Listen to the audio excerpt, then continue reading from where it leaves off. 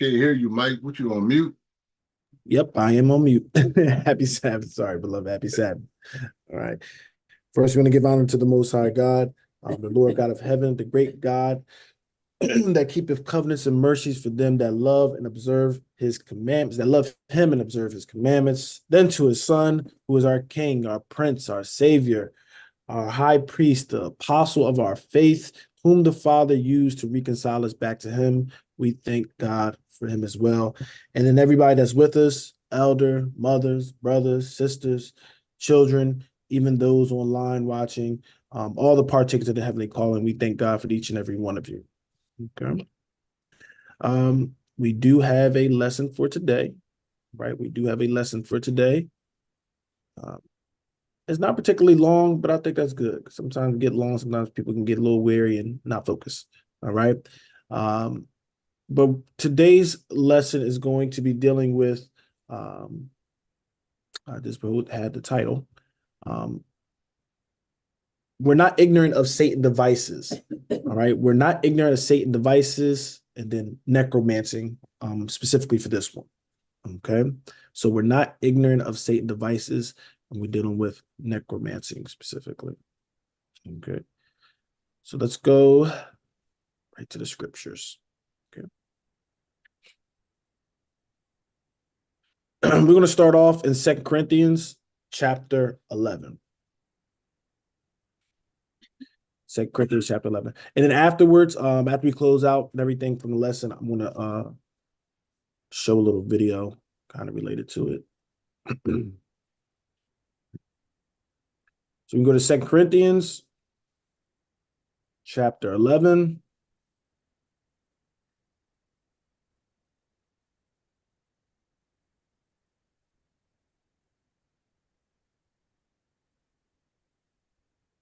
Take my time because it ain't a lot of scriptures today.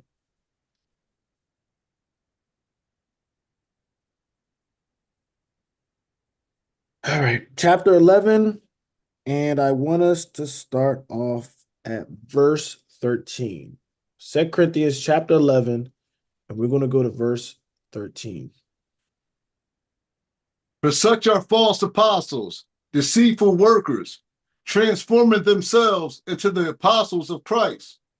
Right. So even during this time, beloved, there were what? False apostles, right? False teachers, deceitful workers.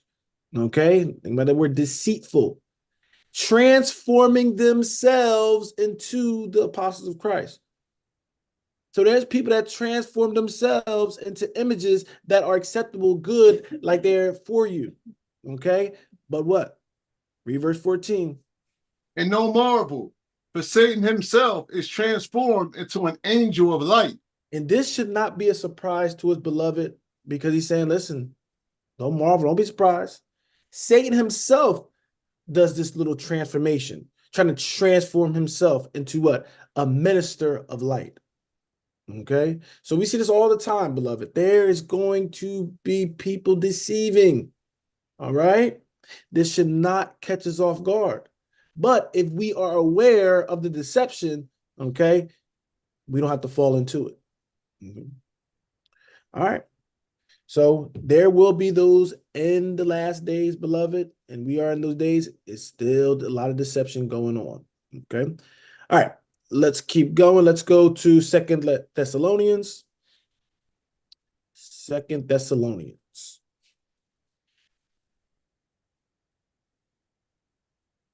Put that off short. Hold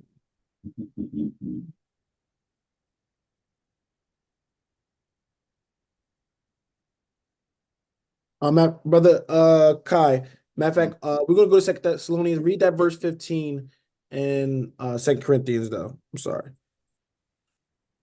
2 Corinthians 11. I had you read 13, 14. Read verse 15 as well. Therefore, it is no great thing if his ministers also be transformed as the ministers of righteousness, whose end shall be according to their works. Yeah, definitely don't want to keep that out. All right. So if Satan can transform himself into a minister or angel of light, he's saying it should be no great thing then that what? If his ministers, his followers transform themselves into ministers of righteousness. Okay. So this is why we can be ignorant. We already know they come to deceive. All right. They're going to make an appearance that they're doing things even according to maybe scripture and things like that, but it's deception. All right. Now let's go to 2 Thessalonians chapter 2. All right. 2 Thessalonians chapter 2.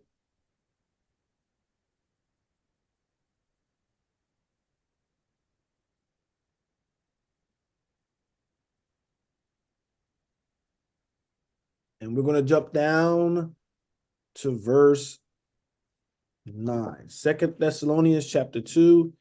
And we're going to jump down to verse 9.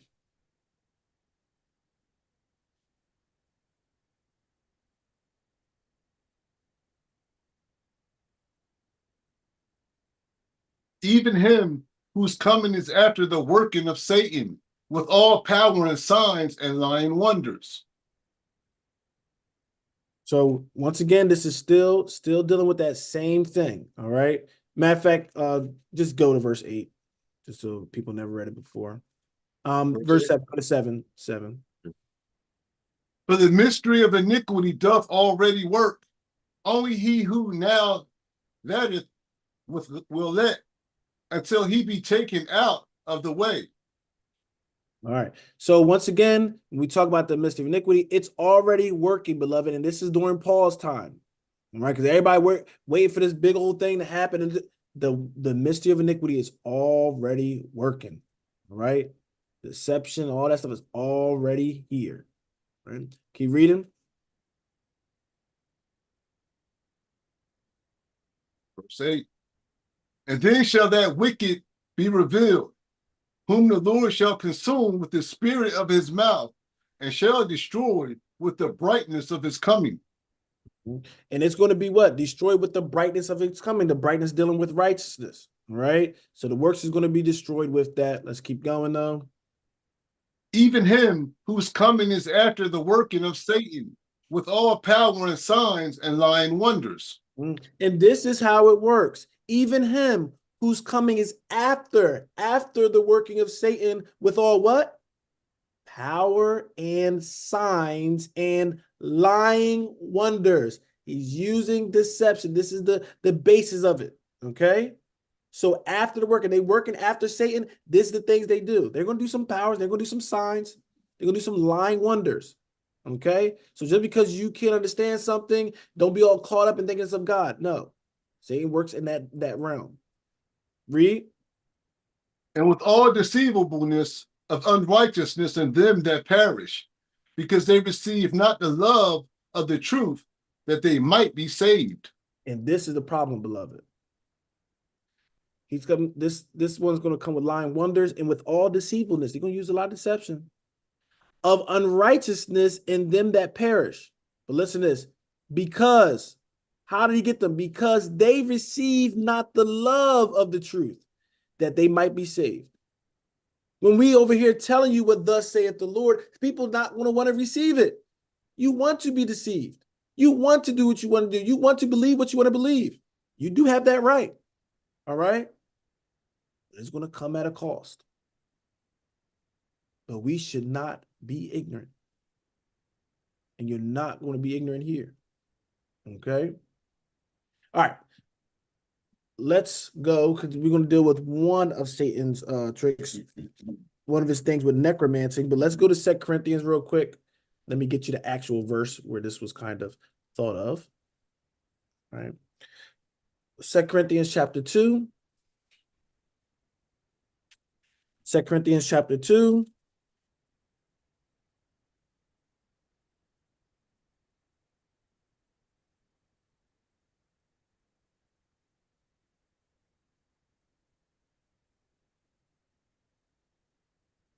And we're going to just get just that verse, verse 11. He, Satan, shall get an advantage of us, for we are not ignorant of his devices. And this is what we have to do, beloved. We have this truth, this word of God. We should what? Satan should not be getting an advantage of us. You get advantage when you don't know what somebody's doing. We know how Satan moves and what he uses to do. All right? At least Satan should get advantage of us that we are what? We are not ignorant of his devices. We know the playbook. We know what he uses. Okay? And this is why we come have these lessons so we fully understand what's the test and trials I've got Satan particularly, right, uses against us. Because he uses the same thing, beloved.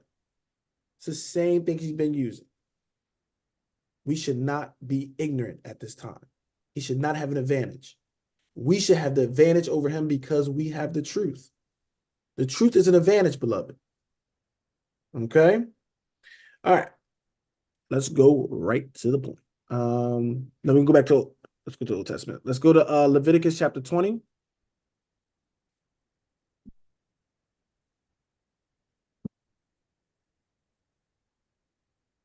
So this is a very short lesson.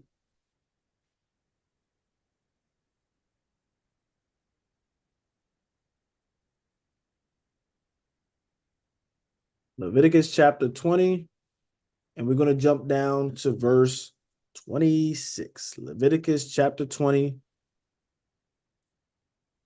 Right? Matter of fact, give me 25. Whatever. Let me see. Sometimes I'll be looking at it and saying, let me go up a little bit.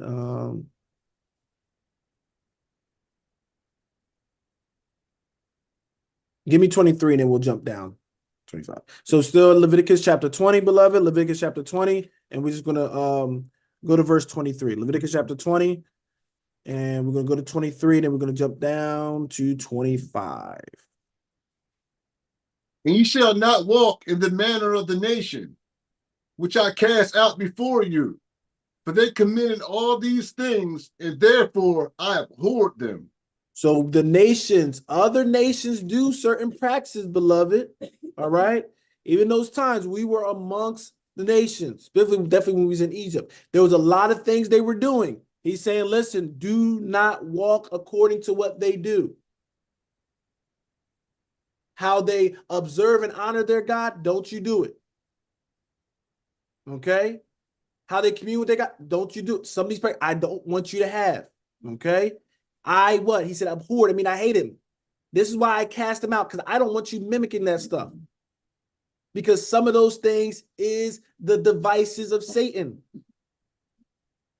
Okay? Jump down to verse 25. Ye shall therefore put difference between clean beasts and unclean, between unclean fowls and clean. Ye should not make your souls abominable by beasts or by fowl, or by any manner of living thing that creepeth on the ground, which I have separated from you as unclean. All right. So once again, this is kind of dealing with the dietary law, but the point of it is to what? Make that separation, to show a distinction. We sometimes trying to fit into the world. No, we supposed to be separate. We're not supposed to eat like them. And the point of we ain't supposed to be thinking like them. All right. We want us separate. We want it to be different. That's what the Most High is saying. So I'm giving these laws so you can be different. You be a light in this world of darkness. Let's keep going. And ye shall be holy unto me. For I, Yahweh, am holy, and have severed you from other people, that ye should be mine. You're going to be holy unto me. And this is why. He said, because I'm holy. And you're mine, so you got to be holy. And that's why I have to what? Sever you. I have to separate you from other people. This is why he sanctified us. That's the separation. All right? That you should be mine. I don't want you treating me like you seen them treating their gods and all that stuff. I don't want none of that fake stuff. I'm going to teach you how to be holy and how to deal with a holy, true God. All right? So stop looking, because Israel always had a problem looking at somebody else and then trying to mimic it. Oh, we didn't have a king over us. But guess what? We seen the heathens have a king. Oh, Lord, we want a king. And not understanding the damage that came with that. Okay? So we are different. Stop trying to fit in and understand the nations and the heathens. He put you in this world that you be different. You are elevated above that.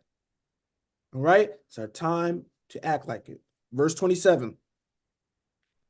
A man also or woman that have a familiar spirit, or that is a wizard, shall surely be put to death. They shall stone them with stones. Their blood shall be upon them. This is where it goes. So this is one of the things about death from the law. A man also or woman that have a familiar spirit, it's not a good spirit, right? Or that is a wizard shall surely be put to death.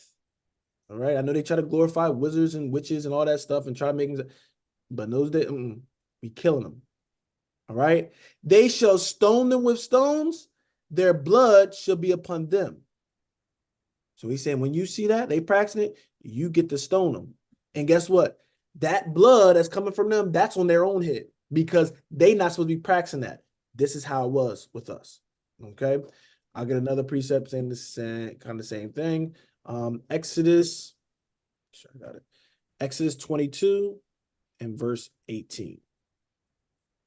Exodus 22 and verse 18.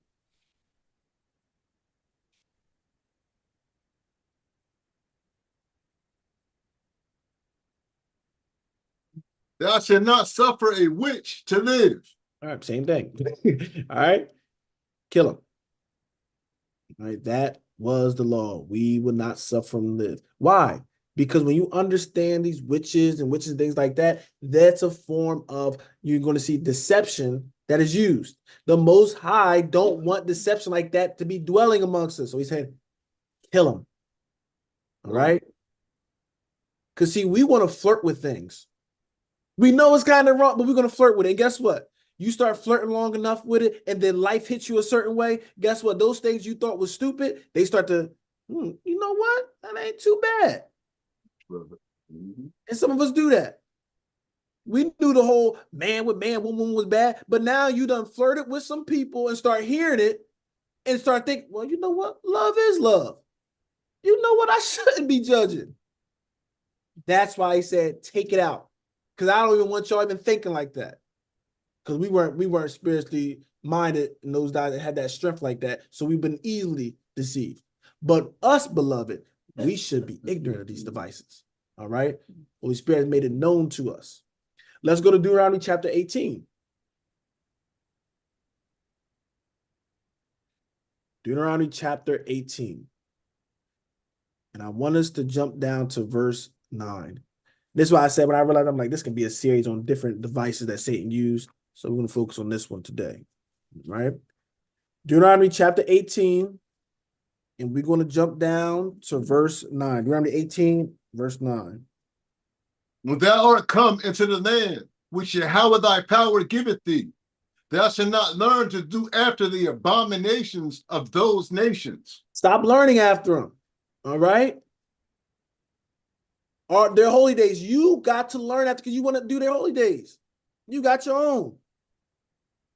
You want to look like them, dress like them, talk like them. You want to do everything like the heathens and then try to say, you set apart people. I'm holy. But you want to learn all the ways of how to be wicked, but then you want to come in front of him on his Sabbath. I'm holy, I'm righteous. I'm sanctified. People can't tell you apart because you're the same thing. Okay? That was verse what? 9. 9. Let's keep going.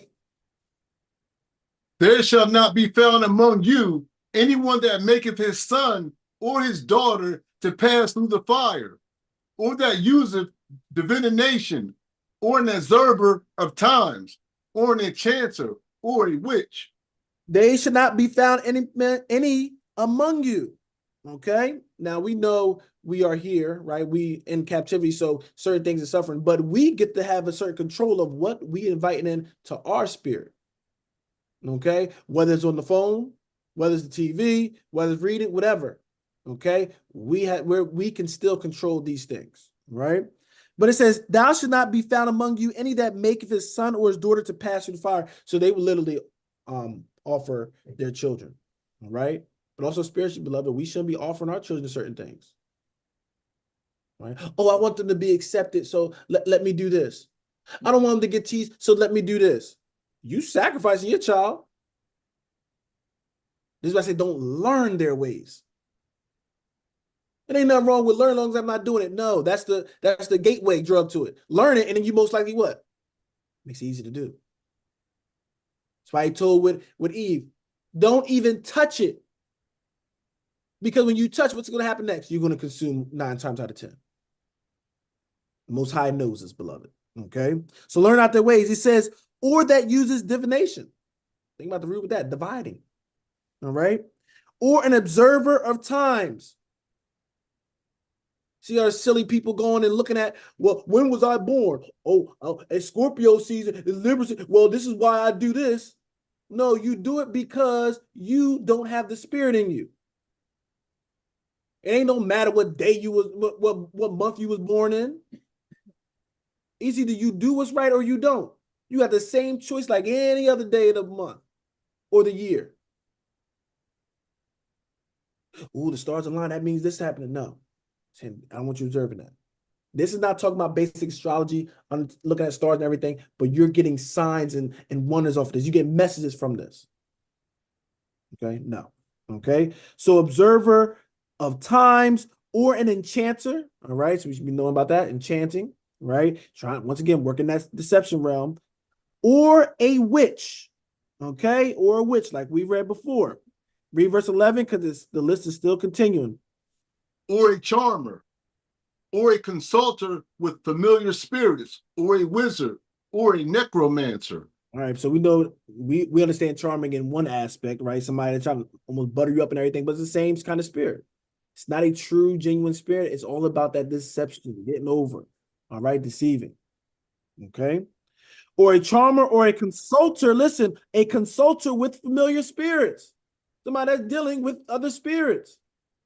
Saying, well, I don't want you being around that. Or a wizard or a necromancer. Anybody know what a necromancer is? Because that's what today is kind of dealing with. I ain't gonna say just with that. But the enchanter, necromancer, they all the same family. What a necromancer, what is that dealing with? Somebody look that up for me.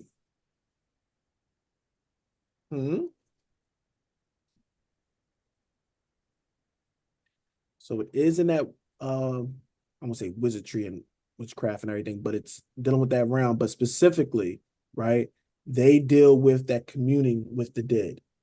Okay, dealing with the dead. Right? So these saying you don't want to do that. All right. We just things you got to purge out of us. Don't learn from them.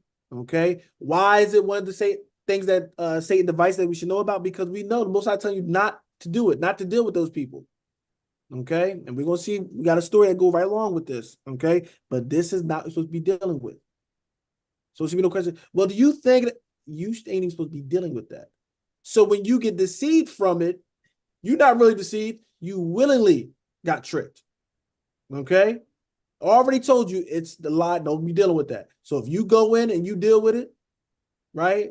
And they tell you those things, oh my God. That was my wife's favorite color. Oh my God. Only me and my wife knew this. How they gotta be communing with it. See, you tricking yourself. That's why I said don't learn with them. Don't deal with them. They're gonna tell you a few things and you're gonna start believing it and putting your faith in that. Okay? Should not be, beloved. Telling you right now, no. If you got somebody that definitely they saying of God and they say, well, I can commune with that, they just a false prophet. Just trying to transform themselves into a minister of light, but they are false prophet. Okay? So you never have to guess. You never have to guess. I don't even care what they told you. You never have to guess. They're being used by Satan. And if you listen long enough, they're going to throw something in there to really have you going away from this word of God. Well, you're already going away by even entertaining it, but you're going to even go further the more you entertain it. Okay? Verse 12. For all that do these things are an abomination unto Yahweh.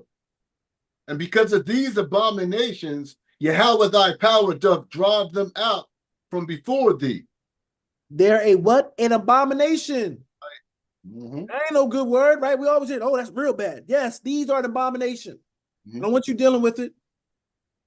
I want you practicing. I want you learning about it. Well, Brother Mike, don't you think we should? No. There's nothing you can get good from it. You only open the door to be deceived. That's why he's saying, I don't want it around y'all. Look how many brothers and sisters have been deceived from this very thing. It says, because of these abominations, that God doth drive them out before thee. Because he loved us, he said, no, I want it away. I don't want you to be tempted with it because I know it's going to be tempting, beloved. Okay? Definitely necromancer. You lost a loved one. You had one last message or something you want to get to him. I get it. But we have to understand the truth. As bad as our mind wants to believe something and want that chance, we got to understand. It's just not going to happen. That's just how it's set up. But our minds, when we put our mind to something, it will believe so much of a lie. It will make it a truth in your mind.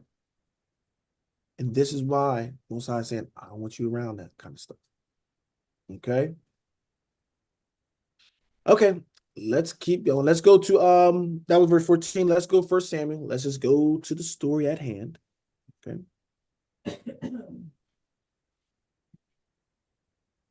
I would say I'm not trying to burst no bubbles or anything, but if it happens, it happens. It is what it is. All right. I love you more than let you stay in an illusion or delusion of that. Okay. It's not real, beloved. Okay? Will they tell you something that's accurate if you deal with some of them? Yes, that wasn't the point. Why could they tell you something accurate? Because, beloved, you're on the earth. What you witness, guess what? Who else witnesses it? The other side. So it's easy for them to let you know about something only y'all two were there because you thought it was just y'all two.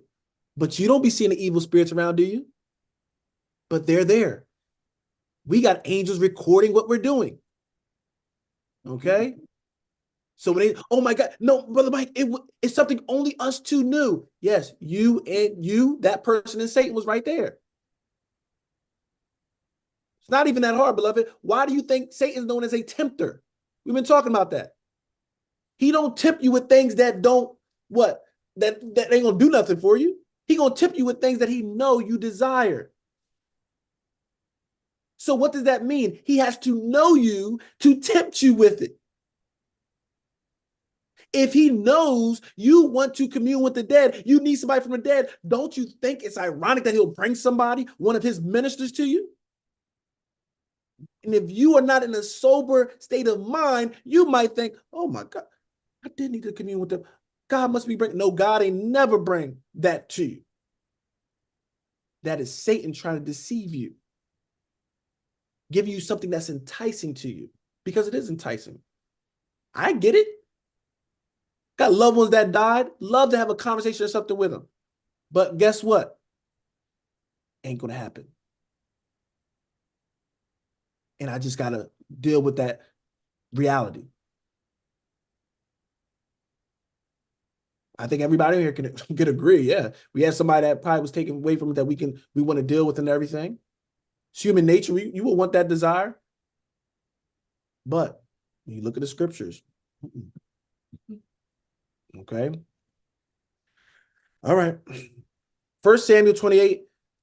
And we're going to go kind of to the point. We'll go through the whole story. All right. So this was, let's get verses to show what they're dealing with. Okay. Let's go to verse 3. This 1 Samuel 28 and verse 3. And this story it has been a conflict. I remember me and some brothers were dealing with this years ago about, we're going to get to it. Did they commune with the dead? Did they not? So hopefully through this, it can make it a little more clear. All right. So 1 Samuel chapter 28, and we're reading verse 3, and then we're going to jump down. Okay. Now Samuel was dead, and all Israel had lamented him and buried him in Ramah, even in his own city. And Saul had put away those that had familiar spirits and the wizards out of the land. Very important.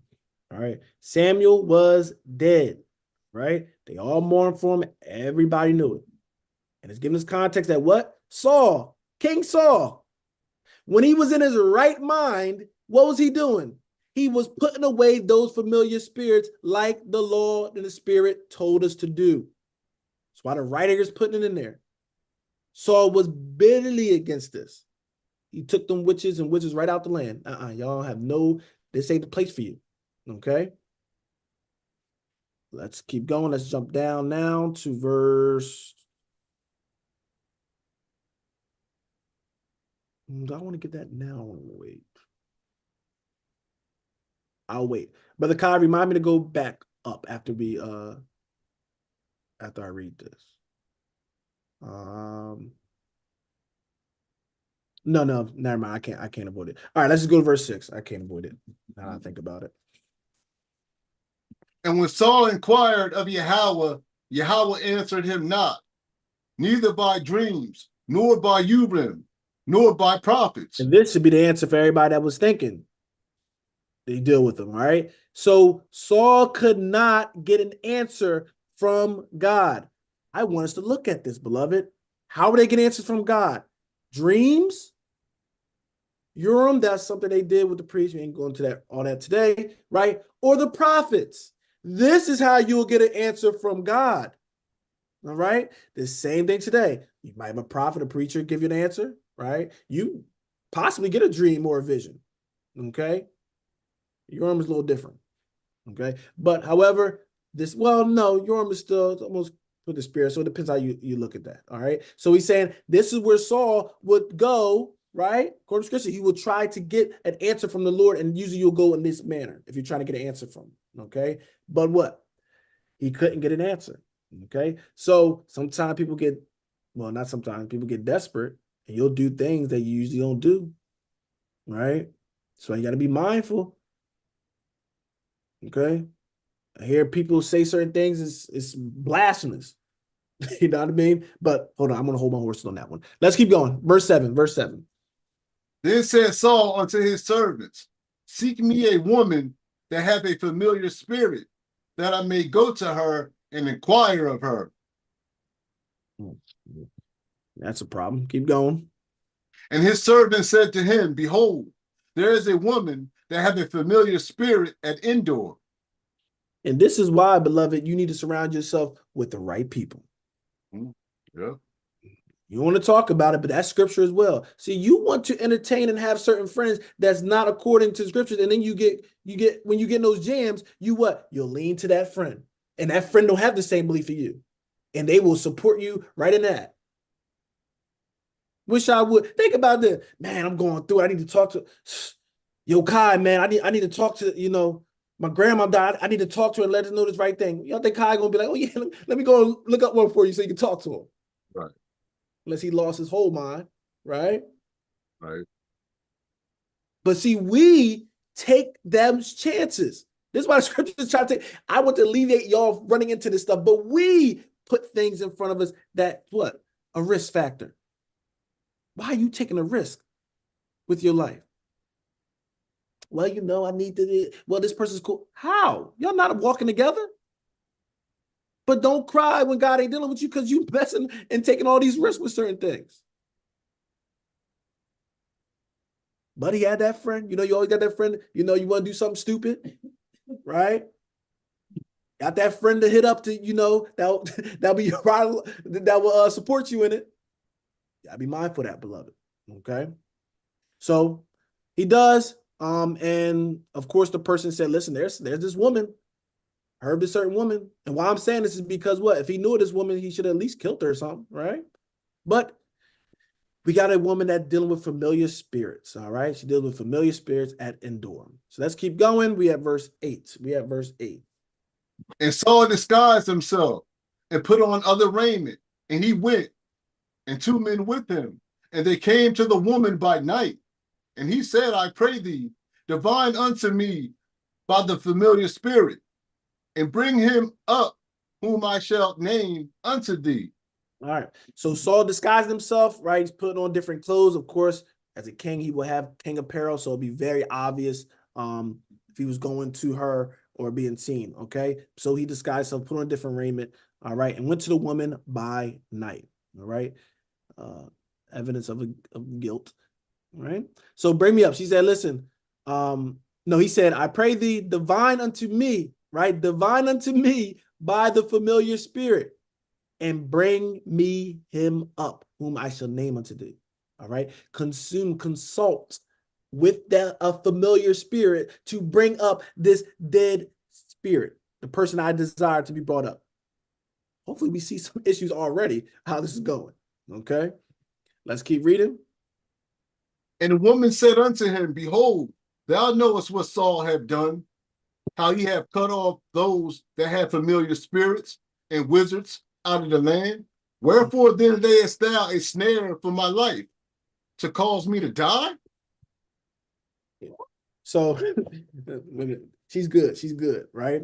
She's saying, hold up, you know what Saul issued out, right? How you have cut those that have familiar spirits and wizards out of the land. You know what he did. You trying to set me up so I can die? Is this a test you trying to set me up? Okay. I'm guessing, beloved. I think a hypothetical guess. Pretty sure if she really dealt with the spirit, she would know that's already Saul, right? Shouldn't be a big thing. But nonetheless, let's say she's totally ignorant of it. Okay. She's saying, listen, you set me up. I know what Saul was doing. Saul was purging us all out. All right. But let's keep going. Let's keep going. And Saul sware to her by Yahweh, saying, As Yahweh liveth, there shall no punishment happen to thee for this thing. And you see what he tried to put on the name of the Lord? This blasphemous thing. The Lord tell us to kill him, destroy him, and he gonna say, nah, you got protection, you're good. As the Lord liveth, there shall no punishment happen to thee for this thing. You see how we'll lose our whole mind? This is how that sin and you just keep getting worse and worse. The things you know you will never do, never think of, you see you falling right into it. The thing you despise, things you hated, you was killing. Saul was killing these things, purging these witches and wizards out the land. And now he's going and bending the knee, pleading. Okay. All right, keep reading. Then said the woman, Whom shall I bring up unto thee? And he said, Bring me up, Samuel. All right. So he said, Bring me up, Samuel. Okay, let's keep going. And when the woman saw Samuel, she cried with a loud voice. And the woman spake to Saul, saying, Why hast thou deceived me? For thou art Saul. All right. So this woman sees Samuel and she's crying out with a loud voice. Okay. Oh my God, you deceived me. You're Saul. Now, beloved, it ain't nothing like a big deceiver acting like they've been deceived. All right. she works in deception, but she's acting like she got deceived from him. Okay. This is the action that they'll put on for you. If you want to be tricked and you want to show, they'll put the show on for you. Okay. Oh my God, this is Samuel. Why would she be scared, beloved? She's acquiring dead spirits. You think she would really be scared about what she's doing? This ain't the first time. You know, let me start out of nowhere and do this. She knows this stuff. But it brings more weight to deceive him. They will put on these shows and do these things to deceive you. Okay? So to show she have a little bit of power. All right, same thing. You see some of this stuff. This is why they got to do all this fancy stuff even in church. You got, I'm getting something from the Lord. And you like, oh, they must be getting something. They doing that. Oh my God, it's something coming. Yeah. See, they're doing that for you. You want that. You like that. You don't like a sober man, somebody just speaking plain to you. You need the theatrics. Oh, yeah, that's what deception does. It works in the theatrics. All right. So she gave it for Saul. Let's keep going. Let's see what happens. And the king said unto her, Be not afraid, for what sawest thou? And the woman said unto Saul, I saw God descending out of the earth. So once again, tell him what you saw. And once again, why would Saul be trying to what? Calm her down. She has the power to draw them out. And now Saul's trying to calm her down. See, he feels like he's in control right now. Oh, no, calm down. It's okay. It's okay. How you gonna be comforting the witch? Okay. It's a lot of stuff you can just look at with this. But all right, let's keep going. So she says, and the woman said unto Saul, I saw gods ascending out of the earth, right? Dealing with spirits, we could be called gods and everything. So she's seeing these things come out the earth. She's getting what she sees, all right? Once again, Saul can't see it. I bet he can, all right? Could she be seeing something, right? If she's working in that realm, she could be deceived. She could see visions, like it ain't nothing I can say that's will prevent her from seeing some false illusions and stuff like that. When you work in that realm, you kind of sign up for it. So she could be seeing something like that. But of course, it's not accurate. Okay. All right, let's keep going. Verse 14. And he said unto her, what form is he of? And she said, an old man cometh up, and he is covered with a mantle. And Saul perceived that it was Samuel. And he stooped with his face to the ground and bowed himself. All right. So, well, first of all, it wouldn't be that irregular to understand what how Samuel will look or whatever. However, regardless of it, right? He heard that and he said, that's him, right? Because Samuel must have been having the mantle, right, a long time. But once again, he's coming, and this is, somewhat kind of funny, right? He coming out the earth and everything. I guess he had the same outfit that he was buried in, and maybe that's what popped up in his head, but he perceiving, right? He's hearing that and saying, yup, that's Samuel, okay? They will work towards it, beloved. And I'll give it to her. She might not have been at the graveside. But what? You're dealing with divination, you're dealing with that. You can pick that up. Okay? So he went to the ground and what? He bowed himself down to it. Said, oh man, that is Samuel. She actually did it. Okay? If you open your mind to deception, you can be deceived, beloved. All right, now I'm just keeping it real. If you want to be deceived, the Most High will say, okay, good. I'll send you that what? Strong illusion that you believe a lie and be damned. And what it's all doing? Believe in this lie. He knows it's crap because he was killing them all off. But he wants to believe the lie. And now we're seeing it's damnable to him. Okay? What verse we at? We're on verse 15. All right. And Samuel said to Saul, why hast thou disquieted me to bring me up? And Saul answered, I am sore distressed, for the Philistines make war against me, and God is departed from me, and answereth me no more, neither by prophets, nor by dreams. Therefore I have called thee, that thou mayest make known unto me what I should do. All right. So I'm going to stop here. What's a big problem in verse 15? We've been pointing out problems the whole time. What's a big problem? Or what do you see that could be a possible issue with verse 15? This is really Saul.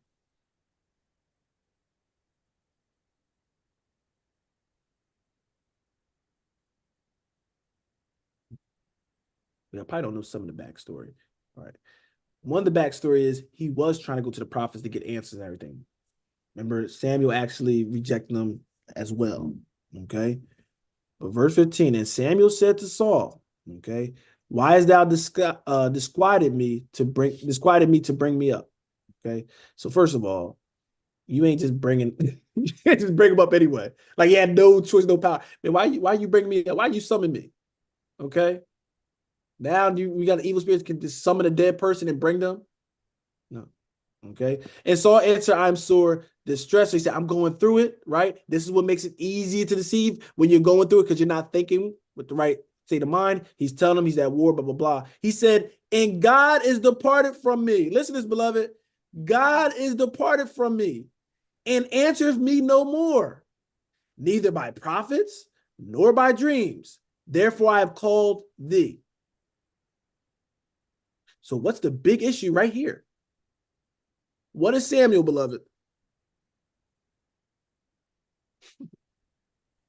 A dead prophet. He's a prophet. He just told him, God ain't answered me through prophets. Why was I now suffering, Samuel to be able to talk to him? Wouldn't that be a big issue? God can't control who he gets there. Oh yeah, well, I forgot. The dead ones, I can't control. He can talk to the dead ones, but like, no. Saul already made the whole reason he's seeking Samuel is because he can't hear from God. He said, I'm seeking God through prophets, through dreams. I can't get an answer from them. Now I'm going to go to this wicked being to get now a righteous result from a righteous prophet that's going to answer. No, this whole thing is deception, beloved. All right? It's the same thing with us, beloved. That's why you have to be careful to stick with the word of God. But because he wants to believe it so much, want that comfort from so much, he's willing to even let himself be deceived. And why Saul is such a good thing? Because Saul was on fire for the Lord at one point. Right? He wasn't just no wicked person. No, he was doing what does it, wiping them out and everything. He was doing it. Look how far you can be. You can fall. Things you despise, you speaking about and saying, you know what, God, you know, you got your right mind, that spirit in you. God, I'm going to stay doing this. I'm going to stay. I'm never going to do. That's good spirit to have. But remember that. Tests and trials, things happen. Remember how you thought and where you was on. Okay? On that spirit, he's just so desperate to hear from God now. And that's what it happens, beloved. When you God's attention, you're on box. But as soon as he leaves, you feel it's an emptiness. All right? We desire that for nobody. I don't desire that for nobody. But we have to be mindful. But if we mess around with Satan's devices, this is what will happen. Okay? All right.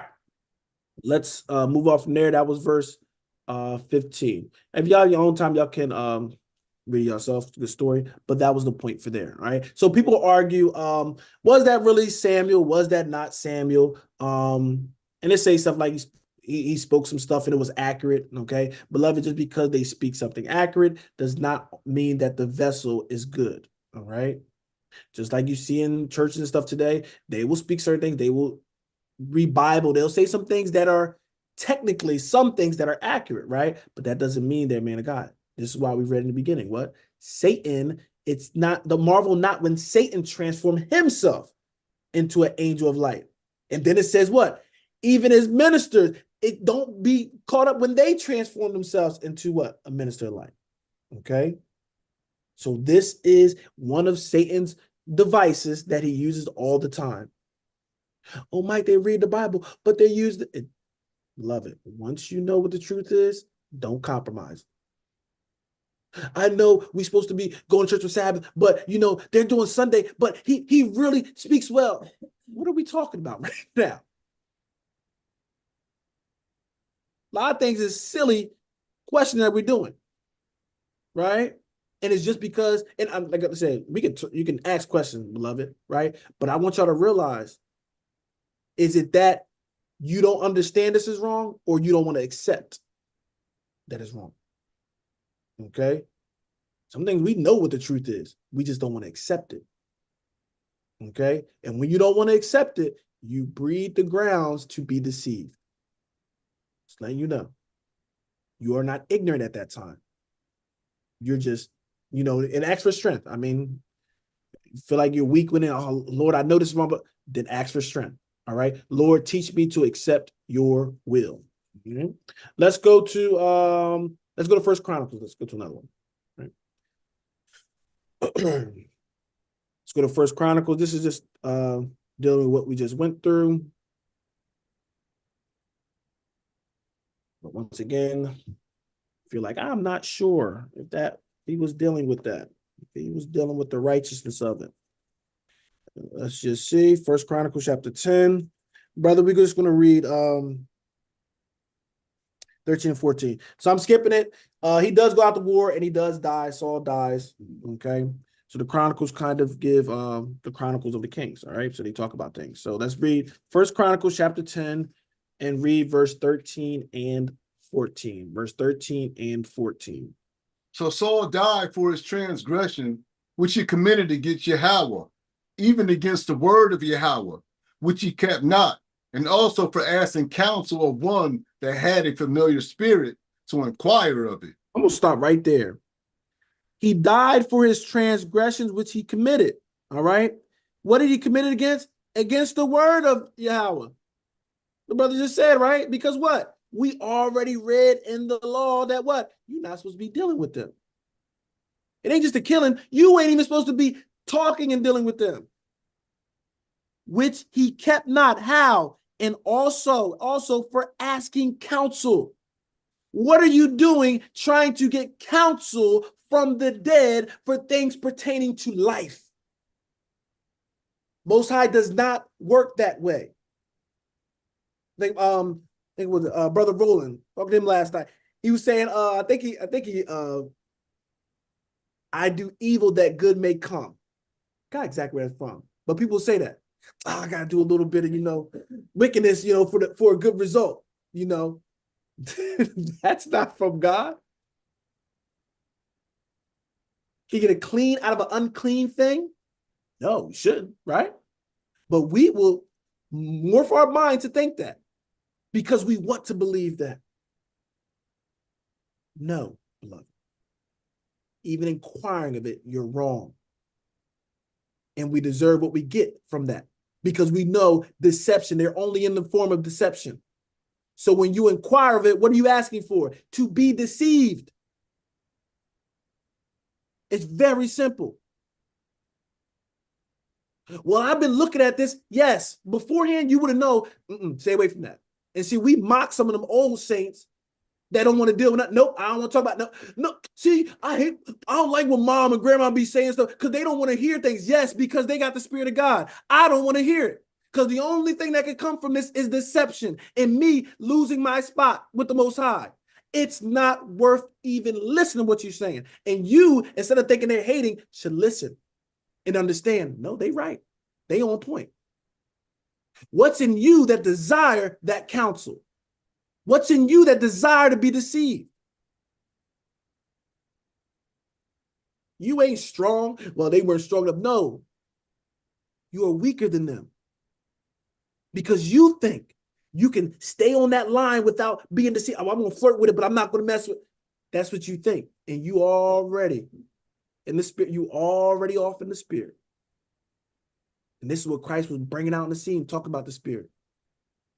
You think it's just adultery when you sleep with them. No, when you planning in your mind, you was already in adultery. You think you was in witchcraft when you started concoction. No, when you was saying, I want counsel, I want to learn of this, you was in witchcraft at that moment. The heck you want to learn something that's not of God for? You think children of light want to learn what darkness is about? Why? Unless you want to be in the darkness. Our minds is all messed up. And then you want to blame God when you're in the condition you in after you wanted to flirt with darkness. I think the scripture, they even talk about with a snake charmer. I think that's in the Apocrypha. You say you don't feel sorry for a snake charmer when they get bit by a snake. That's likely what's going to happen. You keep messing around with that snake. That's the risk of it. I ain't gonna have too much pity on that. Why do you have pity that you got deceived after you've been flirting with deceivers? You've been counseling with deceivers. You've been counseling with wickedness. But you thought your pastor and your teacher, they was just, they so strict, they this and that. No, they trying to warn you because they know what's down that road, but you want to flirt with it. You want to see how close you can get without getting burnt. Taking a risk, beloved. All right. So Saul, same thing. He counseled of one that had a familiar in spirit to inquire of it, right? Wanted to know something and wanted to do something on their behalf. All right. Verse 14. And inquired not of Yahweh. Therefore he slew him and turned the kingdom unto David, the son of Jesse. He'd be like, well, he did what's inquiring everything. Listen, if I don't hear from the Lord, I am not going to the witch. I'm not going to no wizard. I'm not going to no enchantress or enchanter. If you don't hear from him through dream, I'm just going to wait. That's all you can do. You got to wait. Because he ain't going to come through no witch. Think about how crazy that sounds. Well, I'm going the right routes, but I ain't hearing from you. So I'm going to go to something that you despise to get a message from you. But this is what happened. This is how people think. And if we used to think like that, listen, just learn. We're learning. This is what it is. Not mocking nobody, but we want to learn. I want you to understand how foolish the thinking is to say, you know what? I thought like that before, but I can't do that no more. That's crazy. I need you to know it's crazy. Okay? He is the God of the living. He deals with life. It's not the God dealing with the dead. That's why he's telling you don't mess with them. Okay? They only over there to try to entice you from something you desire from that realm. Okay? But it's nothing. All right? All right. All right. Let's go to Isaiah chapter 8.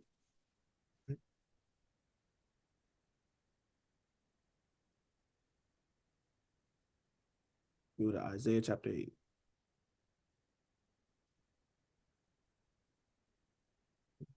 We just got just got them 1 or 2 verses, right? And then we'll be out of here, okay? Got a couple of more spots. All right, let's go to Isaiah 8 and verse 19. This should be familiar for some of us, okay? Isaiah chapter 8 and verse 19. And when they shall say unto you, seek unto them that have familiar spirits, and unto wizards that peep and that mutter, shall not a people seek unto their power for the living to the dead? You see this? Let me stop right there. When they shall say unto you, people say unto you, seek unto them that have familiar spirits, seek unto them. Oh, you can't hear from them? Oh, you need to talk to them? Oh, let me take you to this woman. You got to go in here. She got the cards and everything. And she helped me out. See how they testifying for their little wickedness in God, right? You supposed to be helping them out, but look at them. Oh, yeah, you go this route. You go to cards. You bring, your $100, $200, right? Your little offering, and then we'll get it done, all right? When they say seek unto the familiar spirit and unto the wizards that peep and that mutter, should not a people seek unto their God? That's the question, beloved. Should you not seek to your God when they trying to get you to go and do something like that? It says, seek unto their God for the living to the dead. If you want some living thing, some truth, you got to go to the truth. It's to the Most High. Okay? Do not let them get you into this mess. Let's keep reading verse 20. Let's keep going. To the law and to the testimony. If they speak not according to this word, it is because there is no light in them. How much light? No. No light. If they not saying it according to the scriptures, I can't filter it through the scriptures, it has no light.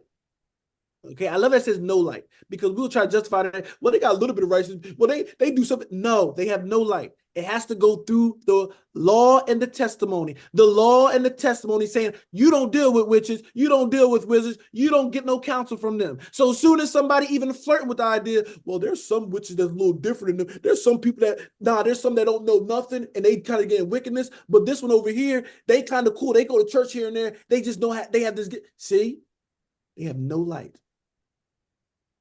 And you go into darkness, you go into the death to try to get something living. Right? You don't try to find life in a graveyard, beloved. That's not where you search. But this is where we try to get answers from dead things. We try to get light from darkness, places that's dark. That's not how it works. All right? So if they speak not according to the law and the testimony, there's no light in them. You do not need to commune with people that does not speak to law and testimony.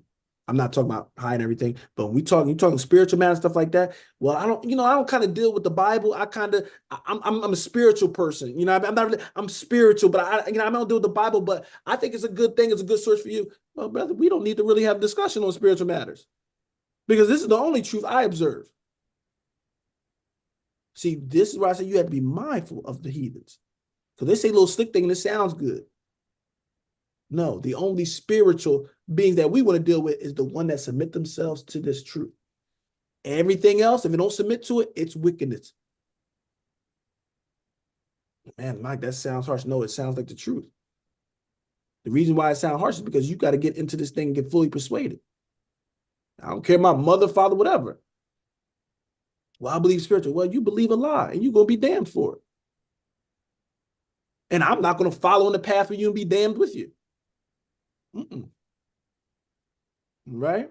We're going to see something else with that as we move forward. Okay. All right. Let's go to 2 Samuel chapter 12. 2 Samuel chapter 12.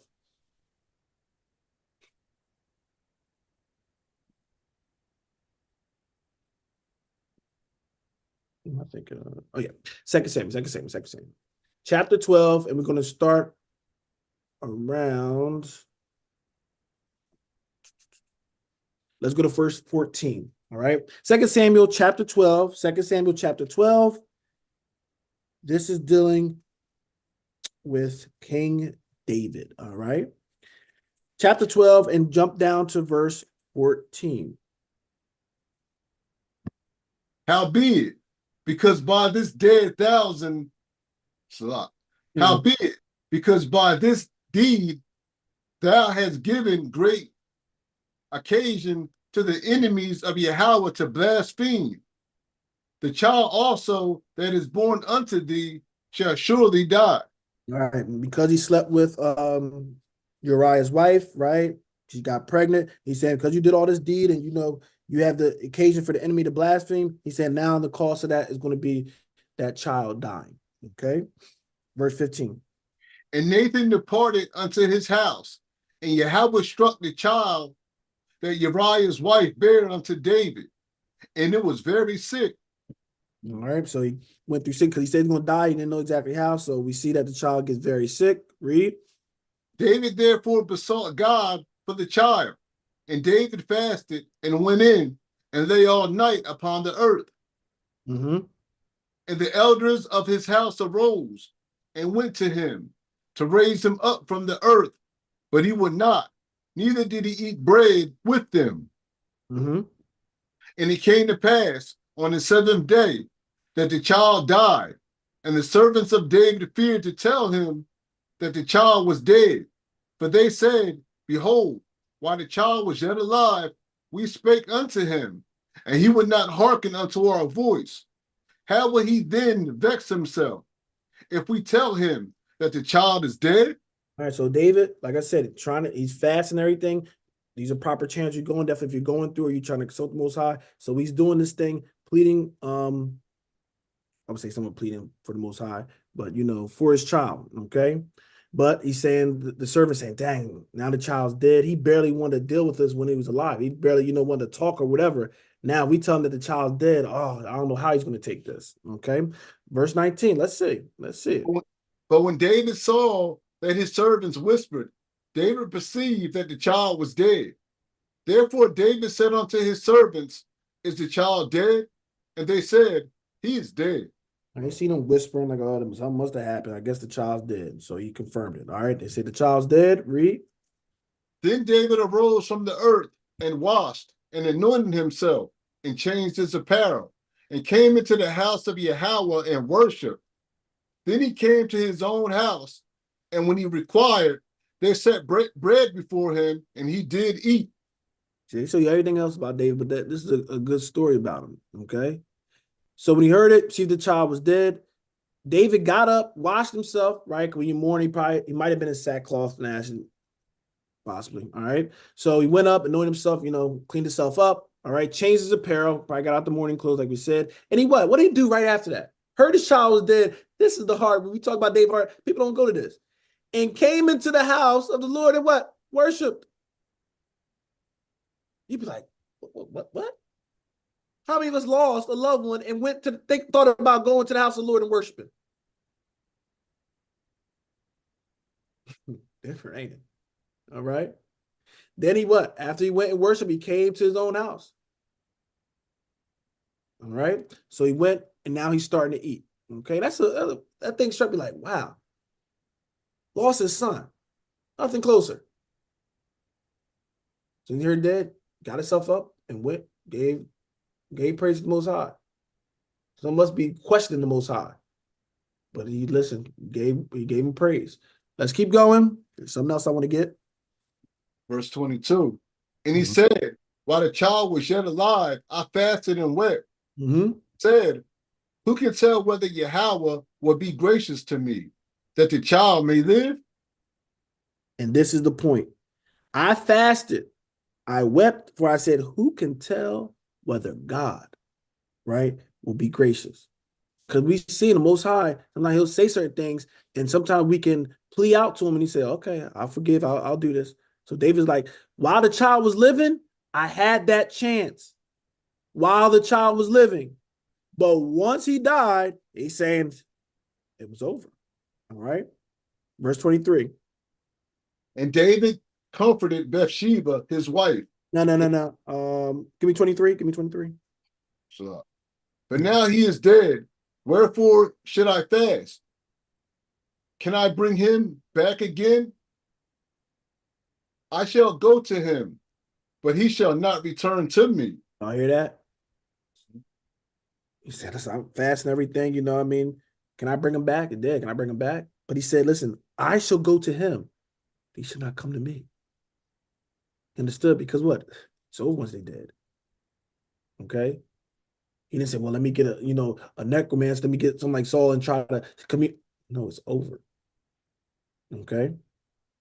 That's death is not a terrible thing. I know it get painted a certain way, but that's what makes life, precious, and we have to be mindful of what we do, beloved. Okay. But let's go to Ecclesiastes chapter 9. Just showing that David is showing that understanding. Okay. Even in a time of grief, you can still think sober-minded. Right? Also, if you go to the next verse, he went and try to make another child as well after it. But life, sometimes you can't stay in a rut. We actually probably do a lesson on death. We'll probably go on to that. But you can't at any point of you staying in a rut over it. Okay. You are allowed to mourn over death, beloved, over loved ones. Okay. But you also want to be sober-minded as well. Okay. All right. Ecclesiastes chapter 9. All right. Ecclesiastes chapter 9. Go to verse 4. Ecclesiastes chapter 9. And we're starting at verse 4. But to him that is joined to all the living, there is hope. For a living dog is better than a dead lion. Yeah, I say this here and there to people. So when they're living, there is hope. It's what? Now that's why he's comparing it to them.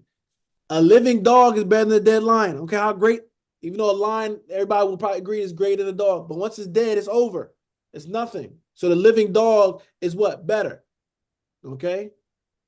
Verse 5. But the living know that they shall die, but the dead know nothing, know not anything, neither have they any more reward. For the memory of them is forgotten. For the living know that they shall die, right? But the dead know how many things? Not anything. Okay? Neither had they have any more reward. It's done. Okay?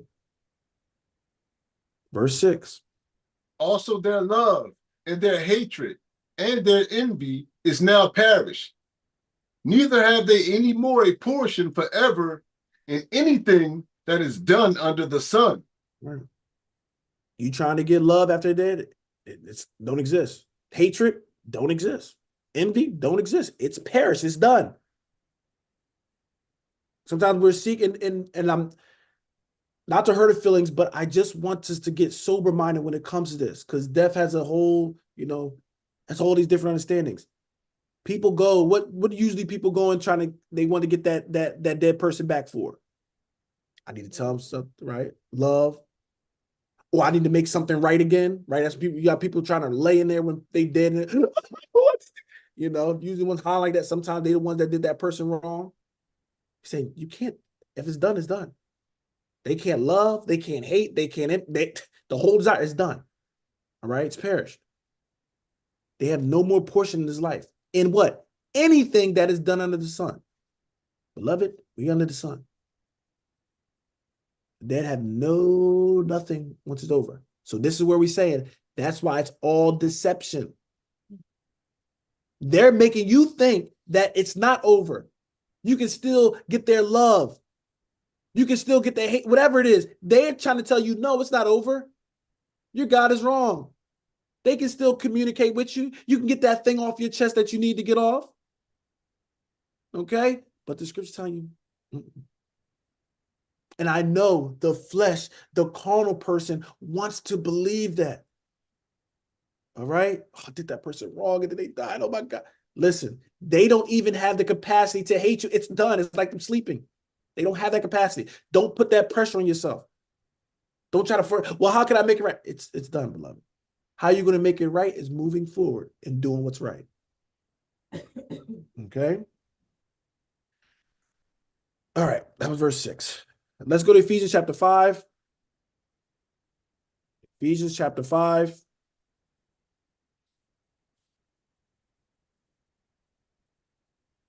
And let's go to verse 6. Ephesians chapter 5 and verse 6. Let no man deceive you with vain words. For because of these things cometh the wrath of God upon the children of disobedience. Don't let people be deceiving you with these words, these messages. This is how deception, 99% of deceptions come from what? Somebody telling you. Oh, I know you thought it was over, but it's not over. Let me tell you something. Okay? They're charmers, enchanters. That's how they do it, through their words. Satan in the garden, we use those words, use not surely that he's using those things. Okay? Don't let people deceive you with vain words. Definitely a necromancer. Oh no, they're not dead. They're in what's the spot between death and purgatory? Purgatory's one, right? Is that right? Mm-hmm. Okay. So purgatory, they're in this middle passage. Oh, I know what you're talking about. They're right here. I can see them. I can see them. Give me another $100. Oh, yep, I can see them now. What you need me to say? Give me another 50. All right, yep, they're right there. And what you said, oh yeah, that yellow card. Yep, I see it there. And they're saying, I need to, and they over here just playing you. Okay. So, but they will listen, they will deceive you and have you thinking. I see them stuck right here. They just need this to get over to the other side. This is all that divination. And what's sad is it crept into the church. Okay? Crept so much in the church that we got to address these things, take our time with it to make sure. Right? Yeah, movies and shows, everything kind of showing these kind of things like, oh, it ain't over, it's this and that. Okay? Beloved, when it died, what's another word in the scriptures for when somebody died? They'll say death, or they say they went to what?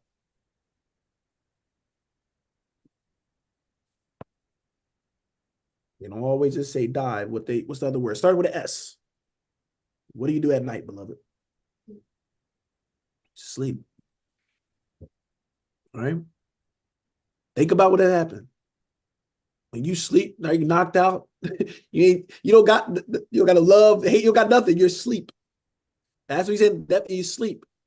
And you'll wake up at that time with the big ultimate alarm clock get up, that trumpet.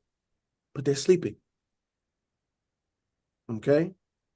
Now the divine is there. They try to go in there like, oh yeah, but we can wake them up. We can do it. That's what they're trying to use their trickery for. All right. But don't let them deceive you. All right. All right, Brother Kai, let's keep going. All right. This what cometh the wrath of God. I forgot about that part. Because of this kind of stuff, beloved, done crept in and we started believing it. Now God like, oh, I told y'all not to deal with this and think like this. And oh, y'all want to believe that? Now let me put some wrath on you. Okay. You want to trust that? Okay, let me put some wrath on you. You want to deal with the dead? Oh, let me bring some real death upon you. Don't play with God, beloved. Let's keep reading. 7. Be not ye therefore partakers with them. Read that again. Be not ye therefore partakers with them. Read it one more time. Be not ye therefore partakers with them. Believe them. Mm-hmm. Whether they false, believe them. Don't tell me, well, they doing this wrong and they doing this and they wicked and everything. You know what I mean? But I'm going to go there and congregate. Why? If you want to be a partaker of it, you want to what? You're going to partake in the punishment too. That's why it's good. You want to be joined hand in hand. All right. When the wrath of God comes upon them, you want to be so, you want to be partakers with them. So take that wrath with them. But you know what we want to do? We want to be with them, knowing they doing wickedness. And then when the wrath comes, we think we're going, oh Lord, don't get me. Nah, you want to be buddy. You want to walk right in line with them. You're not warning them and telling them about the truth. You want to be right with them. So now both of y'all going to be in that ditch and y'all going to share the wrath together. That's why he's saying, don't be partakers of it. Okay. And let's say hypothetically, you might be able to take it, but what about the people you're around? Now, I don't want to open that door, but sometimes you got to realize that sometimes that's not just for you, but about others, your children. They might not understand it, but they see you dealing with it. Okay. We have to be mindful, beloved. Be not ye therefore partakers with them. Read. For ye were sometimes darkness, but now are ye light in the Lord. Walk as children of light. You were in darkness. Darkness also can be void, not having understanding. You once probably was thinking those things were right. You were thinking those things were true. You were thinking those things had merit. But now you are a child of the light. Walk like it. Talk like it. Be like it. Not just in word, but in deed. Don't tell me how wicked witches are and witches and all this stuff, and you over there trying to be tarot card reader. Trying to be figuring out what my zodiac sign is so I know how my spirit is. All that stuff is created from Satan to get you distracted and you walking straight up in the darkness. But beloved, today you better wake up because you ain't ignorant no more and walk in this light. Read. For the fruit of the Spirit is in all goodness and righteousness and truth, proving what is acceptable unto the Lord. Read that verse 10. Listen, beloved. Proving what is acceptable unto the Lord. Prove what's acceptable. Acceptable you be dealing with that? Absolutely not. Okay? You got the fruits of the Spirit. It should be you should be amen in exactly what I'm talking about. All right? Because we know it's not acceptable. We know it's a device from Satan. Read. I have no fellowship with the unfruitful works of darkness, but rather reprove them. I didn't say it. Read verse 11 again. I ain't saying this. And have no fellowship with the unfruitful works of darkness, but rather reprove them. Oh. You ain't supposed to be dealing with that. I'm not just talking about necromancer, beloved. I hope you understand. I'm talking bigger picture than this. You should be dealing with certain individuals, and it says what? Fellowship with unfruitful works of darkness. If they not doing what they say, look, that's unfruitful works of darkness. What should you be doing? It says rather what? Prove them. Prove. Your job is to be reproving and correcting them. Because guess what? When you start reproving and correcting them, guess what? They're not going to want to be around you. They love being around you because you just like them. But that ain't what the scriptures tell us to do. You can't be hand in hand with a worker of iniquity. You can't be, the temple of God don't have an agreement with the temple of Belial. Isn't that what Paul was talking about? Light and darkness don't got nothing. They can't be eye to eye. They can't be holding hands. But these deceivers will let you think that it's okay and think that, that's all right. It's the gray area, right? Gray area is just a facade. It's just darkness. Okay? It's either you're in the light or dark. There ain't no area that have light and darkness. But this is what the dark people in the dark want to tell you. All right? Let's keep going. For it is a shame even to speak of those things which are done of them in secret. It's even a shame to speak on it. Read. But all things are reproved or made manifest by the light. Whatsoever doth make manifest is light. To the law and to the testimony. If they speak not according to this, there's no light in them. Because when you get this truth, it is a light and it bears record on that wickedness or that darkness. This is why they hated Christ. He said, I come to reprove man, right? From their deeds. He said, but a man can walk if they come into the light that they can be reproved. But you have to make a decision to accept the truth. Okay? Sometimes it can be a little shocking, right? Just like if you've been in darkness your whole life and then you come into the light is blinding. But beloved, we got to be blinded by this truth because we're in darkness too long. All right? Let's come into the light saying, Lord, reprove it. Everything that's not light, remove it from me. Let's keep going. Verse 14. Wherefore he saith, Mm-hmm. Awake, thou that sleepest, Mm-hmm. and rise from the dead, and Christ shall give thee light. Awake. That's why it's telling you to awake from your sleep. All right? Not that you sleeping and still wake. No, awake it. All right? You sleeping on a job. You need to get up, arise from that dead state you're in, and Christ shall give thee light. If you tired of being deceived, you tired of being, taking advantage of all that stuff, get up out of that sleeping state, get up and walk in this righteousness. The choice is yours. Read. Seeing then that ye walk circumspectly, not as fools, but as wise. Not walking as fools. Fools don't know what they're doing. They go with anything. Oh, you are right. Okay. You can talk to my dad. Okay. Oh, you can bring somebody back from the dead. Oh, you can do that? Can't go no more in foolishness, beloved. All right. Let's read. Redeeming the time, because the days are evil. And this is what it is. We need to redeem the time, beloved. Okay, we've been leaving a lot of false stuff and everything. We've been living in that life long enough. Now let's redeem the time and start walking in righteousness. Read verse 17 so we can get out of here. Wherefore be ye not unwise, but understand what the will of the Lord is. All right. Understand what the will of the Lord is.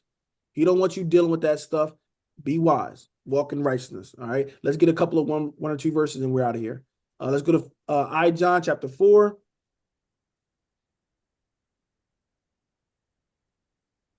You got to wake up out of this sleep. You got these witches and enchanters and necromancers. They teaching now. Man, they teach you spiritual stuff. You going to be teaching them the ways of God and what the truth is, but they teaching us. That shouldn't be. Well, the witch said that they talk with Satan and Satan comes and you over there dumb and believing it. Like they got a personal relationship other than they just serving Satan. Mm-mm. All right. They deal with deception. 1 John chapter 4 or John chapter 4. All right. Not St. John, not Matthew, Mark, Luke, John, the ones in the back. All right. John chapter 4 and just give me verse 1. Chapter 4 and give me verse 1. Beloved, believe not every spirit, but try the spirits whether they are of God, because many false prophets are gone out into the world. Believe not every spirit. So I'm going to tell you, believe not every spirit. Y'all shouldn't came and just believe in me. But try the spirit. People quote this, but you understand what's trying the spirit. I have to filter the spirit. I got to see if it's going according to the word. Just don't believe it because somebody's saying they're man of God, woman of God, or whatever, they good, they have good intentions. Nah, you got to try that. Okay. Because why? Because many false prophets are gone out into the world. A lot of false messages are going out into this world. So we have to filter it through the scriptures. Okay. Let's go to 2 John. All right. We right there. So let's go right to the next book. 2 John chapter 1. All right. 2 John chapter 1. Jump down to verse 9. Oh, I'm sorry. I put it on the screen. 2 John chapter 9. Chapter 1 and go down to verse 9. The 1 and verse 9. Whosoever transgresseth and abideth not in the doctrine of Christ hath not God. He that abideth in the doctrine of Christ, he had both the Father and the Son. All right, you transgression, you don't want to abide in the doctrine of Christ, and that's dealing with this book. You want to deal with those things, deal with those kind of people, those spirits. All right, you don't have God. I don't got to guess. No, you don't got it. All right, because a person of God ain't dealing with that stuff. Verse 10. If there come any unto you, and bring not this doctrine, receive him not into your house, neither bid him Godspeed.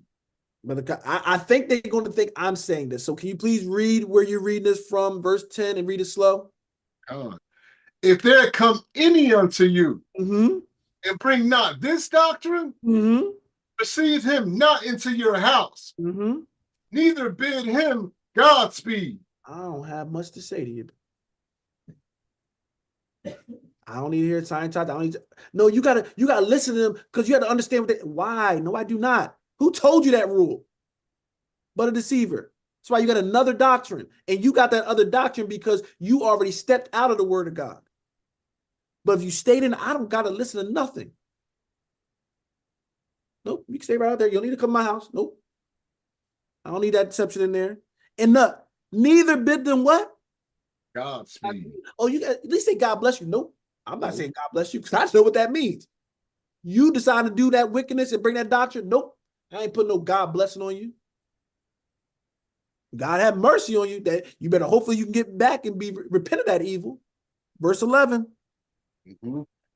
But he that biddeth him Godspeed is a partaker of his evil deeds. Uh-oh. Read verse 11. God bless you. Are we supposed to be saying God bless you to him? Read. But he that biddeth him Godspeed is partaker of his evil deeds. Oh. Most High looking at that. Oh, you want to put a blessing on that thing that's wicked, that thing that's against me. You want to wish it well? You want it to prosper? Are you talking about giving it Godspeed? That's an evil deed. Wish you Godspeed. God bless. Yeah, I think man can be with man. It don't matter and everything. Oh, okay, yeah, we talk, all right, God bless. No, I ain't give you no God blessing. All right, so don't be just throwing out that God blessing. Definitely people going against this word of God. We don't throw no God blessing on that. We say repent. You need to repent. That's the only thing you need to repent. All right. All right, let's go to the last spot. 1 Timothy chapter 4. Thank y'all for being patient. This was real short. I had to actually add stuff to Stephen, make it something. Right. So 1 Timothy chapter 4.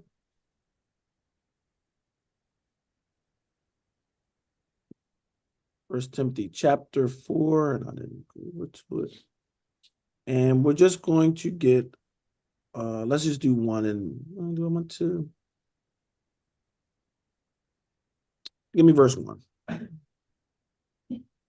Now the Spirit speaketh expressly that in the latter times some shall depart from the faith, giving heed to seducing spirits and doctrines of devils. I just want to keep it there. Beloved, the Spirit already talking about it. Latter times which we are in, many going to actually depart from the faith. You won't see people coming in, you won't see some people going. All right? We don't wish for it to happen, but it happens. But what? They should depart from the faith. Why? Giving heed, listening, giving ear to seducing spirits. And what? Doctrines of devils. But beloved, the thing is, you have to give heed to it. You know how many people, if you was just, and I'm just make an example. If you was just listening to the doctrines, whatever group you in or whatever, right? If you were just taking heed to it, you won't get out of it. But a lot of stuff is you start entertaining stuff, and that's what gets you out. Okay. Now in falsehood, the Most High works that way. But in truth, you don't need to be listening to falsehood. I know they're not right and everything, but sometimes their message is good. See? That's what seducing you. Okay? You have to be mindful of that, beloved. So don't give heed to seducing spirits, seducing preachers and teachers, right? That's spreading doctrines of devils. Okay? You can read verse 2 as well, and then we'll stop. Speaking lies and hypocrisy, having their conscience seared within hot iron. That's what happened. Just speaking. That's why when people just start talking, they just start talking and talking. They just start speaking lies the majority of the time. All right. And having their what? Conscience seared with a hot iron. Think about that imagery, beloved. That hot iron when you're branding them. That's what they do. They sear your conscience. Those things you know to be true, now what? They're trying to purge it from you. Right? So with all that, beloved, like I said, we should not be ignorant of Satan's devices. We know what Satan does. We know the tricks and things he do. Now we have an advantage. So when it comes, we already know the play. Okay? And if we feeling weak, we feeling like it's overwhelming, we have an advocate with the Father. All right? Who we call Yahweh Shai, some call Jesus Christ, and might have some other variations. Okay? But you go and cry out to him and ask for strength. All right? And you also have brothers and sisters. We can pray for you. We can turn our plate down and fast for you as well. All right? But don't let Satan and his servants win. Okay? All right? With that, beloved, we'll end it there. Shalom. Shalom.